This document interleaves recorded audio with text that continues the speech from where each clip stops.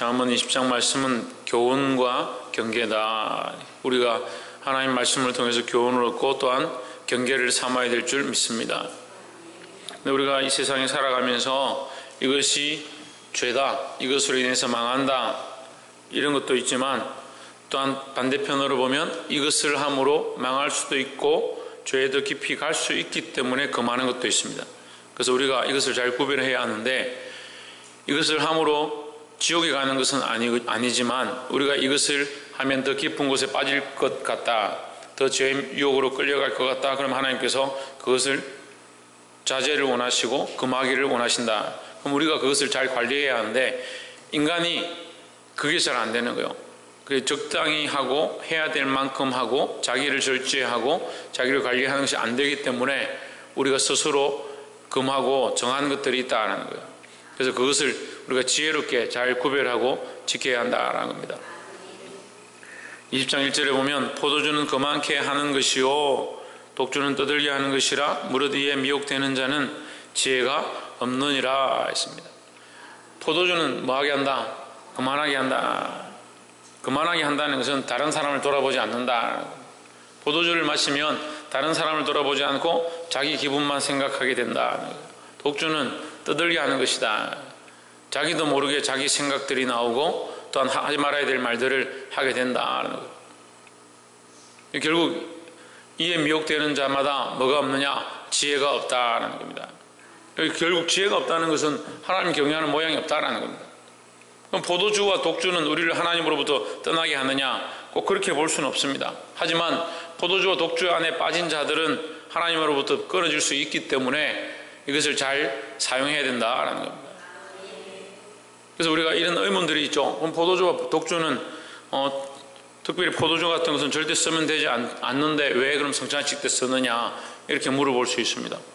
그리고 또 음식을 할 때는 우리가 술을 넣는 것이 음식을 발효하게 하거나 고기를 연하게 하거나 하는 데 필요합니다. 그러면 또 나이가 드신 분들이 몸의 건강을 위해서 약주로 조금씩 드시는 것들을 성경에 이렇게 말하니까 금해야 하고 꼭 그렇게 볼 수는 없습니다. 하지만 왜 교회에서 술을 못하도록 하느냐? 그 지혜를 가져야 되는 거예요. 그래서 우리가 이거 분별할 수 있어야 되는 겁니다. 이것을 먹는 것이 우리가 하나님께로부터 떨어지는 것은 아니지만 이것에 의해서 미혹되어지고, 여기 미혹된다 되어 있죠? 여기에 우리의 마음을 빼앗길 수 있으니까 스스로 뭐하라? 자제하라는 거죠. 더 귀한 것을 위해서 더 후차한 것을 내려놓는 겁니다. 그러니까 하나님 앞에 더 귀한 것을 위해서 이것을 절제하고 내려놓는 거죠. 우리가 술을 마신다고 해서 지역 백성이 되는 게 아니고 술을 마신다고 해서 죽는 것이 아닙니다. 하지만 술을 마심으로 미혹될 수 있고 죄를 지을 수 있기 때문에 이것을 금하는 것입니다. 그래서 이러한 지혜가 우리에게 필요합니다. 그래서 때로는 이 술 마시는 것과 11조에 대한 문제로 많은 사람들이 힘들어하고 또 때로는 신앙의 상담을 요청하기도 하는데, 저는 그런 사람들에게 항상 이런 대답들을 합니다. 반대로 제가 질문을 하죠. 그럼 여러분 술을 마시고 싶어서 저한테 그 질문을 저한테 하십니까? 묻습니다. 또 반대로 또 11조 하시는 분도 11조를 하는 것에 대해서 저한테 묻습니다. 그럼 여러분 11조를 하고 싶어서 저한테 묻습니까? 하기 싫어서 제게 묻습니까? 11조를 하고 싶은 마음이 있다면 저한테 물을 필요 없이 11조를 하면 됩니다. 근데 대부분 11조를 해야 합니까? 라고 묻는 사람들은 하고 싶지 않기 때문에 또는 사정이 있어서 할 수 없기 때문에 라는 생각들을 가지고 질문하는 겁니다. 이게 하나님의 관점이 아닌 거죠. 술을 우리가 절제해야 하고 특별히 하지 않는 것이 더 유익합니다. 그러면 우리가 하나님의 관점에서 보면, 하나님의 시각으로 보면 하지 않는 것이 더 좋죠. 끌어내는 것이 더 좋죠. 근데 술을 마시면 안 됩니까? 라고 하는 사람들의 질문에 대부분 사람들은 술을 마셔도 되지 않습니까? 라는 생각으로 질문을 하는 겁니다. 그러니까 이미 그 질문을 할 때 시각이 흐트러져 있는 겁니다. 저울추가 이미 기울어 있는 겁니다. 하나님 앞에 기울인 저울추가 공의 앞에 올바르지 않은 것처럼 이미 하나님께서 싫어하시는 모양이 되어 있는 겁니다. 그래서 항상 우리의 생각들이 이 하나님의 저울 앞에 평행하게 서기를 힘써야 되는 거예요. 그러니까 바른 생각과 바른 가치관과 바른 중심을 잡고 우리가 잘 모르는 것들을 질문해야 하는데, 이미 마음이 기울어진 상태에서 질문을 하는 것은 그렇게 하고 싶지 않다는 거죠. 집에 어린아이가 부엌에 들어와서 엄마 이 칼 어디 쓰는 거야? 그렇게 하면 난리가 나겠죠. 얘 이거 그 손대면 안 돼, 큰일 나. 그렇게 하겠죠. 우리가 뻔히 알고 있는 사실을, 그 아이가 그 칼을 든다고 해서 죽이는 것도 아니고, 그 칼을 든다고 해서 누가 다친 것도 아닌데, 그 아이가 그 칼을 드는 것 자체가 죄가 아닌데 우리가 그것을 금합니다. 그 아이가 그 칼을 다룰 수 없기 때문에 이미 금했습니다. 근데 그 아이는 그 칼을 들 때 뭡니까? 이미 호기심과 생각으로 들기 시작하는 거죠. 우리가 이 모습을 봐야 되는 거예요. 근데 왜 이게 안 되냐면요, 우리가 하나님의 관점에 가 있고, 하나님은 우리 삶을 위해서 서브젝트에 하나님이 필요할 때, 나의 삶에 이런 것을 결정할 때 좀 도움이 되길 원하는 거예요. 내 삶을 바꿔야 하나님 뜻을 드러내고자 하는 게 아니고, 내 삶에 하나님께서 이렇게 하라고 하시면 이게 내한테 좀 도움이 안 되고 좀 힘든데 이걸 써야 되냐 말아야 되냐, 이렇게 고민하는 거예요. 누가 주인인 거예요? 누가? 누구를 위해서 말씀을 보고, 누구를 위해서 내가 이 말씀을 찾아가지고 이게 맞나 안 맞나 보냐는 거죠. 잘못된 시각은 이미 시작되어질 때 잘못되었기 때문에 그의 판단도 잘못되어질 것이고, 결국 그렇게 심은 결과의 열매는 하나님 기뻐하지 않는다는 거죠. 그래서 세상의 기준은, 우리가 이제 신학 처음 할 때 그런 얘기도 있습니다. 세상의 기준은 결과물을 중요하게 생각하는 거예요. 하지만 하나님의 백성은 과정이 더 중요하다. 그러면 이런 말을 들으면 이런 생각이 들죠. 열매로 그를 알 것이다 했는데, 어떻게 그 과정이 중요합니까? 이렇게 볼 수 있습니다. 그런데 그 열매로 그를 알 것이다. 근데 그 열매는 뭘 얘기하냐? 좋은 열매는 좋은 나무에서 난다는 거예요. 좋은 나무는 뭐예요? 그리스도에게 붙어 있는 모양이다라는 거죠. 그럼 우리 생각이 그리스도에게 붙어 있는 데로부터 났다면 좋은 열매를 맺는다라는 거죠. 근데 내가 그리스도에게 붙어 있는데 세상이 보기에 좋지 않은 열매다, 세상 사람들이 판단하기에 저 예수 믿더니 어렵구나, 저 예수 믿더니 환난을 당하는구나, 저 예수 믿더니 가정 형편이 어려워지는구나, 힘들어지는구나, 그러면 우리가 세상에 그런 판단을 받아서 우리는 그렇게 살지 말아야 되느냐? 아니죠. 그 세상의 시각과 관점으로 판단하는 게 아니에요. 그러니까 우리의 결과가 중요한 것이 아니라 뭐가 중요하다? 그리스도 안에 붙어 있느냐, 이 과정이 중요하다는 거죠. 어디서부터 공급되어져서 이랬느냐, 어떠한 목적들로 나아갔느냐, 그게 중요하다는 거죠. 그래서 이런 문제도, 포도주와 독주에 대한 문제도 이 술에 대한 문제도 결국 지혜와 연관되어진다. 하나님을 아는 지혜, 하나님 아는 지혜를 가지고 있다면 우리가 이것을 금해야 될 것, 우리가 절제해야 될 것, 꼭 써야 될 때에만 쓰고 그렇지 않을 때는 쓰지 않는 것, 필요하지만 유익하게 하지 않는 부분이 많음을 우리가 스스로 판단하고 결단해야 된다는 거죠. 20장 9절에 내가 내 마음을 정하게 하였다, 내 죄를 깨끗게 하였다 할 자가 누구뇨 했습니다.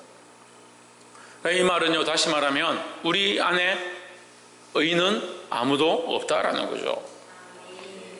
내가 나를 정비했고, 내가 내 생각을 고쳤고, 내가 나를 깨끗하게 정리했기 때문에 나는 깨끗한 사람이다 라고 할 자가 없다. 왜?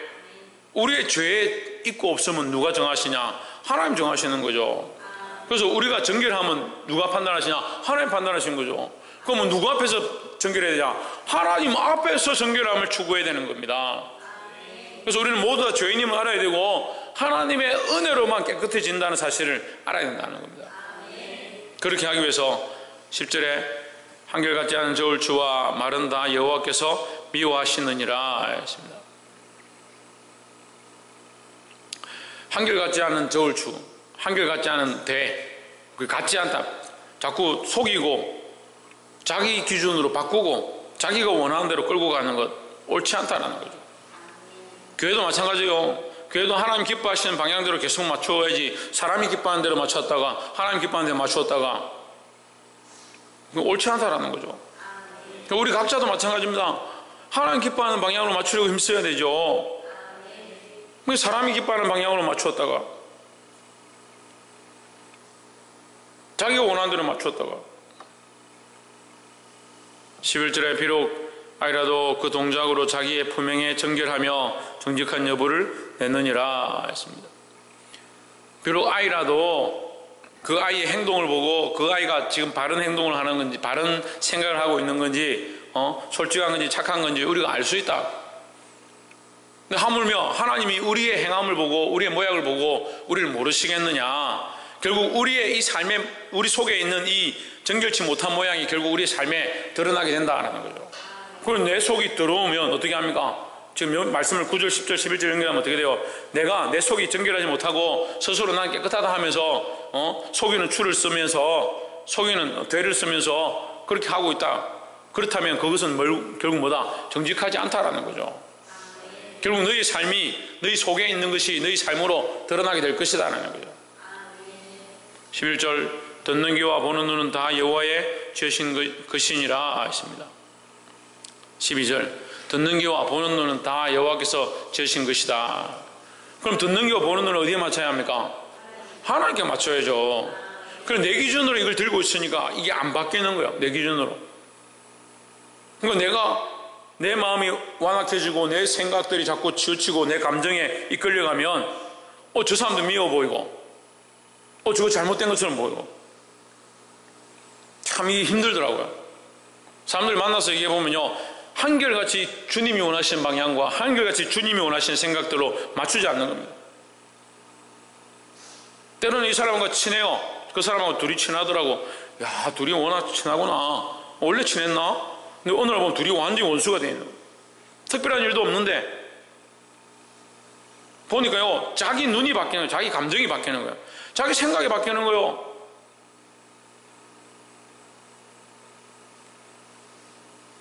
하나님께서 주셨으니까 듣는 귀와 보는 눈을 하나님께서 주셨으니까 어디에 맞추냐? 하나님께 맞춰야 하는데 이게 자기 감정에 치우치는 거예요. 자기 감정에 치우치면요, 기분이 안 좋으면 다 미워 보이는 거예요. 다 싫어 보이는 거예요. 자기 감정이 올라오면요, 다 질투하고 다 속상하고 다 미워 보이는 거예요. 그 똑같은 문제를 가지고 우리가 하나님 앞에 나아가면 아무것도 아니고 정말 사랑으로 덮고 이 그리스도 안으로 이끌어야 될 영혼들을 자기 감정이 올라오니까 미워 보이는 너 꼴 보기 싫다. 왜 이렇게 행동하냐? 하나님의 관점권은 하나님의 관점으로 봐야죠.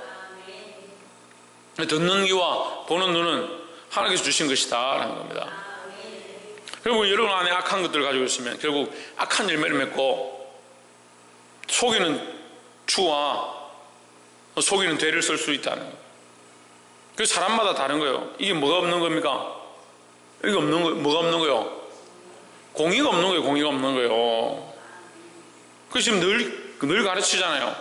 내 가정이든 내 자식이든 나와 친한 사람이든 항상 공의로 대하고 나와 사이가 좋든 좋지 않든 내가 미워하는 사람이든 나하고 싫어하는 사람이든 상관없이 관계없는 사람이든 상관없이 항상 어떻게? 항상 공의로 대해야 돼요. 공의로. 하나님 앞에 공평과 공의의 저울과 사랑의 저울이 함께 병행해야 된다는 거예요. 그럼 자꾸 자기 감정이 치우치니까 뭐가 안 돼요? 이 저울이, 공의의 저울이 자꾸 기울어져요. 기울어져. 자기한테 좋은 사람은 사랑하고 사랑이 막 올라가가지고 좋아가지고 막, 그럼 공의는 저 바닥에 가 있고, 그 자녀 교육이 똑바로 안 되는 거예요. 자녀 교육을 말씀으로 가르쳐가지고 아무리 이쁘거나 말거나 말씀대로 살지 않는 것에서 책망하고 바른 길로 이끌어야 되는데 공의가 안 되니까 어떻게 해요? 사랑으로 치우쳐가지고 공의는 땅바닥에 가요. 그리고 자기하고 모르고 좀 사이 안 좋은 사람한테는 어떻게 해요? 공의는 이만큼 올라와가지고 그래 뭐가 틀렸고 뭐가 맞고 다 막 얘기해요. 그럼 사랑은 하나도 안 들어요. 사랑이 저 땅바닥에 가 있어요. 그 무슨 그렇게 하면서 속이는 추와 속이는 저울과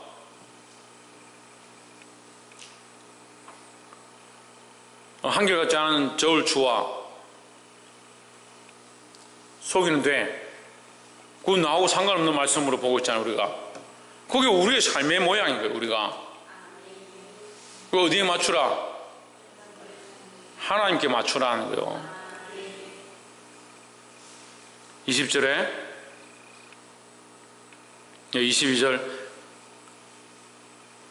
너는 악을 갚겠다 말하지 말고 여호와를 기다리라 그가 너를 구원하시리라. 자, 네가 악을 갚지 마라. 누가 하시느냐? 하나님께서 하신다 하는 거죠. 그럼 내가 하려고 하는 것이 아니라 하나님께서 하시도록 하는 것이 우리가 가장 잘하는 것이라는 거예요. 교회도 마찬가지입니다. 내가 하려고 하는 게 아니고 하나님께서 하시도록 하는 거예요. 하나님께서 역사하시도록 나는 겸손하게 내려가고, 하나님께서 역사하시도록, 하나님께서 일하시도록 나는 기도하고, 하나님께서 이 가운데 임하시도록 나는 내려가고, 하나님은 찬양하고 높이고, 우리가 이 일들을 해야 되는 거예요. 그런데 인간적인 교회들은 뭐 합니까? 인간적인 사람들은 뭐 합니까? 하나님은 안 드러내고요. 자꾸 자기는 드러내는 게 평생의 습관이에요. 자기를 드러내는 게. 자기를 자랑하고 자기를 드러내는 게 너무 습관이 되어서 하나님이 나타나지 않는 거예요. 하나님의 역사가 자꾸 사라져가요.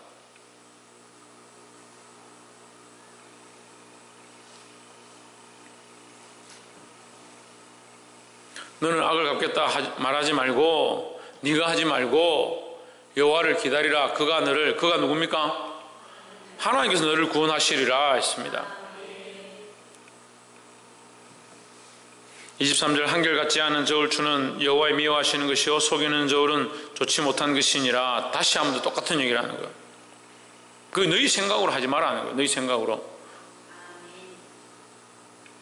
24절에 사람의 걸음은 여호와께서 말미암나니 사람이 어찌 자기의 길을 알 수 있으랴. 누가 하신다? 하나님께서 하신다는 거예요. 그럼 내가 하려고 하지 말고 누구에게 맡기라? 하나님께 맡기라는 겁니다.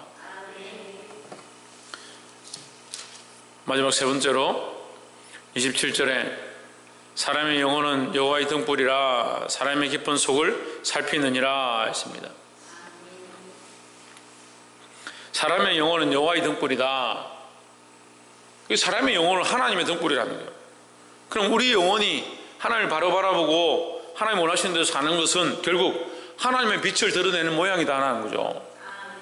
우리가 세상의 빛으로 드러나야 되는데, 세상의 빛으로 드러나는 게 우리의 생각과 마음과 우리의 행위를 바꾸는 것으로 끝나는 게 아니라 우리의 영혼이 살아나는 모양이다. 우리 영혼이 살아나야 바른 빛으로 드러나는 거예요. 그래서 뭘 살려야 되냐? 우리 영혼을 깨어나게 하고 우리 영혼을 살아나게 하고 우리 영혼이 성령의 인도함을 받도록 하는 것이 우리가 해야 될 일이라는 거예요. 근데 사람들은 어디에 치우칩니까? 육체에 치우칩니다. 육체를 중요하게 생각합니다. 사람한테 어떻게 보여야 되냐, 어떤 행동을 해야 되냐, 어떤 행사를 해야 되냐, 어떤 프로그램을 해야 되냐. 조금 더 생각 있는 사람들은 어떤 마음으로 나아가게 해야 되느냐, 어떤 생각들을 해야 되느냐, 어떤 계획들을 짜야 되느냐. 그리고 사람의 계획과 사람의 방법과 사람이 할 일들만 자꾸 드러내는 거예요. 그래서 정말 중요한 것은요, 우리의 영혼이 하나님 앞에 온전히 살아나는 거예요. 하나님 우리 깊은 곳을 살피신다 했습니다. 우리 깊은 곳을 감찰하신다 했습니다. 그리고 우리 영혼이 깨어날 때 하나님의 빛이 된다는 겁니다. 세상의 빛으로 드러나기를 주의 이름으로 축복합니다. 28절 왕은 인자와 진리로 스스로 보호하고 그 위도 인자함으로 말미암아 경고하니라. 그 인자와 진리, 사랑과 공의죠. 사랑과 공의가 함께 있다. 29절에 젊은 자의 영화는 그 힘이요 늙은 자의 아름다운 것은 백발이니라. 30절, 이제 30절에 이 말씀을 이제 우리가 이게 혼돈하기 쉬운데, 상하게 때리는 것이 악을 없이 하나니, 상하더라도 때려라 이 말이야. 조금 상처가 나더라도 때려라, 이렇게 볼 수 있습니다. 그게 좀 어렵죠. 상처가 나도록 때리는 것이 마음이 아프죠. 또 아이가 그 상처로 인해서 마음의 상처를 입을 수 있으니까. 매는 사람 속에 깊이 들어가느니라 했습니다. 참 이거 지금 이제 인권이 발달되어진 이 시대에 보면 야 성경이 이거 뭐 인권을 무시하고 때려가지고 사람 만들어라 이렇게 하는 것 같이 보이지만 매는 사람 속에 깊이 들어간다. 이 말은 매를 맞아서 그 속에 남는다는 거죠. 매를 맞으면 속에 남습니다. 이 단어만 보면 그래요. 매를 맞으면 속에 남는다. 그러니까 매를 맞아서 원한이 쌓일 수 있고요. 매를 맞아서 사람이 될 수 있는 거예요. 생각을 바꿀 수 있는 거예요. 그러니까 여기서 때리라 하는 것이 우리가 아무렇게나 때려라는 게 아닙니다. 첫 번째 우리가 중요하게 여겼던 게 하나님의 관점과 하나님의 기준을 가지고 있어야 된다. 그러니까 우리가 보통 보면요, 나와 관계없는 사람은 때려야 된다 생각하고 나와 관련 있는 사람 때리지 말아야 된다 생각하죠. 그게 이미 뭐가 안 되어 있는 겁니까? 공평의 저울이 안 되어 있는 거예요. 우리가 철저하게 하나님 관점에 서 있으면요, 이 매를 들어서라도 바른 길로 이끌려고 몸부림쳐야 되는 거예요. 우리가 이 매를 드는 것이 이 영을 살릴 것 같고 이 사람을 정말 바른 길로 이끌 것 같으면 매를 들어야 되는 거예요. 근데 너무 쉽게 들어요. 너무 쉽게 드는 것도 문제고 너무 들지 않는 것도 문제예요. 여기도 결국 뭐가 있어야 됩니까? 하나님 주신 지혜가 있어야 됩니다. 지혜가. 공의한 사람도 맞아요. 너무 공의로만 하면 사람을 죽일 수 있습니다. 너무 사랑으로 하면 아예 손도 못 댑니다. 사랑과 공의를 잘 써야 되는 거예요. 그래서 사랑과 공의를 잘 쓰기 위해서 뭐가 필요하냐? 지혜가 필요한 겁니다. 그래서 뭐 하라 했습니까? 듣는 귀와 보는 눈을 주신 하나님의 뜻을 따라서 잘 보고 잘 판단하고 잘 결정해야 되는 거예요. 저도 이제 자식들을 키우는데 지금은 거의 매를 들지 않습니다. 어렸을 때 매를 좀 많이 들었어요. 교육을 시킬 때 어릴 때 지금 교육을 하고 바른 길로 가도록 이렇게 했는데 지금 다리 가만히 있어. 나이가 들고 나니까 매를 이렇게 드는 게 쉽지 않은 거야. 나이가 들고 나니까 매를 들면 반항하는 겁니다. 힘이 세니까 잡아요. 왜 때리려 합니까? 이렇게 되는 경우들이 생기는 거예요. 이 지혜가 필요한 거예요. 우리가 정말 잘못되어진 것들에 대해서 자기가 알도록 하기 위해서 또 하나님 말씀에서 벗어난 것에 대해서 깨닫게 하기 위해서 때로는 매가 필요한 거예요. 근데 매가 또 정답은 아니에요. 매를 든다고 해서 무조건 다 깨닫는 거 아니에요. 그러니까 조심해야 되는 거예요. 특별히 왜 조심해야 되냐? 우리가 연약하기 때문에 그래요. 아까도 말씀드렸지만 우리가 공의와 사랑으로 바로 되어 있지 않으면 저도 매를 많이 맞았고 매를 많이 때려봤지만 매를 드는 사람들의 이 성향이 치우치는 겁니다. 매를 들기 시작할 때부터 자꾸 치우치기 시작해서 나중에는 사랑은 없어지고요. 공의라는 명목 아래 이게 폭력으로 바뀌어져 가는 거예요. 그리고 이걸 조심해야 되는 거예요. 그래서 이 마음을 지키고 내가 이 아이에게 바른 길을 제시하기 위해서 정말 사랑으로 끝까지 내가 이것을 하겠다라는 각오를 가져야 되는 거예요. 그게 쉽지 않습니다. 그 자신이 없으면 기도하고 하나님 앞에 말씀으로 가르치는 게 오히려 더 편하지. 그럼 목사님 뭡니까? 때리라는 말입니까? 때리지 말란 말입니까? 지혜롭게 하십시오. 근데 매가 필요할 때도 있다는 거죠. 특별히 27절에 사람의 영혼은 여호와의 등불이라 했습니다.